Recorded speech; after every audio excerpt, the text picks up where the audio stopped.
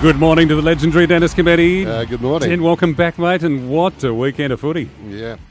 Den, I was keeping quiet because I love Matt Priddis and I Yes. didn't want to upset him, but I never really thought they were going to go very far. Do you think that West Coast underestimated GWS? Well, I think so. They were very disappointing. I thought they'd play well, but in 15 minutes it was obvious they weren't going to win the game, wasn't it? They weren't in it. I thought they would have been a lot more physical, challenged them more. Yep. GWS coming off a poor result. Anyway, I'm not really into the football at the moment. I'm still getting over that call from Adam. Yep. That was really unsettling, I've got to say, just in traffic thinking about that. Yeah. I was 13 at the time, Yes. and I was in a hurry to get dressed, and I ripped the zip up Yeah. Oh, no. and got, yeah. Adam! Something about Mary moment. Myself caught in the zip. Yes. Yes. Yeah. Like we said, we got a bleeder right there.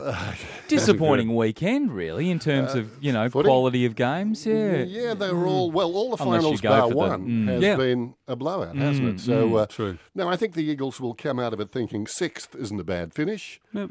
A couple of months back, people weren't predicting that. So they've done okay, but the future is interesting for them, I think. It is, because especially the two gentlemen in the midfield who are leaving with Pritter and Mitchell, they get the ball a hell of a lot and they won't be there next year. Well, the best players in their two finals have been McGovern, Pritter, Shuey, Mitchell, Gaff and Hearn. Redden played well as well. He did, came yeah. on at the end of the season. Yep. But those guys, Pritis and Mitchell, are retiring, so you get nothing for them.